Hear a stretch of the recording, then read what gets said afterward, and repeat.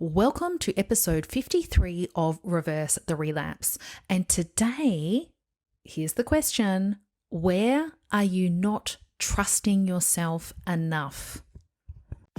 You're in the right place if you're ready to stop the sabotage and weight regain post weight loss surgery and start losing again. Hi, I'm Georgie Beams. I'm a psychologist who works in the area of emotional eating, sabotage, and weight regain for weight loss surgery patients. I work both in a weight loss surgery clinic as well as supporting women online to reverse the relapse. I honestly believe that psychology should be a mandatory part of everyone's weight loss surgery journey. Your body has had an upgrade to version 2.0 after surgery, but your mind has been operating at version 1.0. You're here to update your mind to match your body and get back on your weight loss path, and I'm here to help you.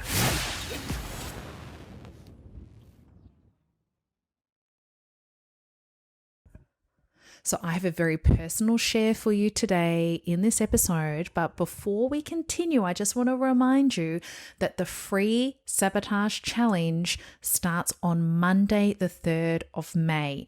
So check out the link, come and register. It's going to be so good. I've got lots of surprises, lots of great things happening next week. It's for you if you are pre-surgery and you are scared that you will or might sabotage your surgery, or you are in the throes of sabotage at the moment. So you're in this conflict that there's a part of you that really wants to change and make your surgery a success, but there's another part that can't say no to the chocolate at 9 p.m. at night, and you know what you're doing, but you can't say no. This challenge is for you. So come join us. I've got some really great things in store next week. So let's get into it. So you may or may not know that I have two boys. I have a 5-year-old, Harvey, that just started school, and I have a little one. He is almost 2, and his name is Nate. And we have had a really tough 2 months with Nate being sick. So in the last 2 months, he has had 3 seizures. He has 4 viruses that we know of. He has had croup twice. And now we just found out this week he has foot and mouth. So the poor thing, it has not been an easy time. So last Friday, he had another seizure. So the seizure lasted 20 minutes. We called an ambulance, and because of the length and the frequency of the seizures, he was admitted to hospital, and we were in there for 9 hours. Now, I got home late on Friday night. I was exhausted, and my parents were coming around for dinner anyway, so they were still there. They were looking after Harvey, and I was sharing with them what happened with the seizure. And, basically I saw Nate fall to the ground, and I thought that was a bit odd, and I picked him up, and he was having a seizure in my arms. So I put him on the couch and I held his hand, and I talked to him the whole time whilst he was having the seizure, and my husband was on the phone to the ambulance. And, I was just explaining what happened, and my mum called me the next day, and she said to me, I don't know how you did that. There's no way I could have done that. The way you responded and handled that situation, we're just really in awe of you. And it really got me thinking about how we show up and how we do hard things in the moment. Now, Nate had his first seizure about 8 months ago, and it was a very similar situation. Ambulance was called, and he was in hospital for 2 nights. Now, I wasn't there for that seizure, and my husband, Con, was, and I remember thinking to myself at the time, oh my gosh. And I said to him, and I said to, friends when I shared it with them, I said, I'm so glad that it was with Con and not me, because I would be an absolute mess. Con is calm in situations. I would be in complete panic mode. I wouldn't know what to do. I would just be an emotional mess, and I would not be able to handle it. And when I thought about how I would respond. I went straight to a worst case scenario. And I immediately went to the story of, I can't do it. I'm going to fail. Someone else will do it much better than me. But then I was in the situation. I was in the situation on Friday. And what was really interesting is that I had this worst case scenario in my head about how I would handle it. And I had this story that went in alignment with those images. And I actually did the opposite.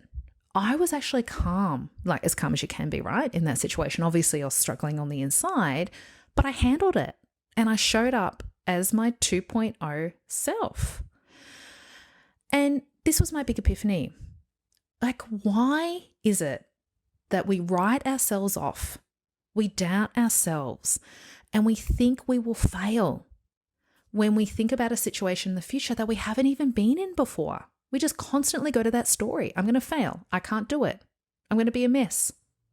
Other people can do it, not me. And here's the question: why don't we trust ourselves enough to handle things in the moment?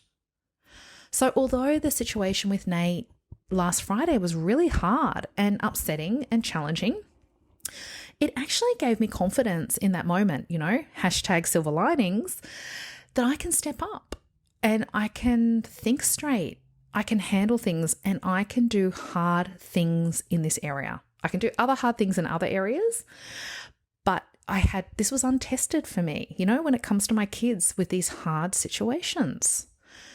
So I want to ask you, where in your life can you start to apply this same level of trust? Where in your weight loss surgery journey can you start to apply this same level of trust? So it's not about trying to be in control the whole time. It's about trusting yourself, trusting your decisions, backing yourself in the moment. And when you trust yourself, no matter what happens in life, you can and will handle it. You will show up. You'll do hard things. You might even surprise yourself as you step up. You can do this. So I hope this epiphany has got you thinking too, getting out of your head, noticing those old stories, those worst case scenario, failure, I'm not good enough stories. And just know that in the moment, you can do it. I hope this has helped. Look forward to starting the Sabotage Challenge next week. Would love to see you in there. And I will see you in the next episode. Bye for now. If you loved the content in this podcast, you have to come and check out my one-on-one coaching program. We work together for 3 months to get you back in control and change your relationship with food for good. Now, I only have limited places available every month, so go to my website and click Work With Me. That's www.georgiebeams.com. See you over there.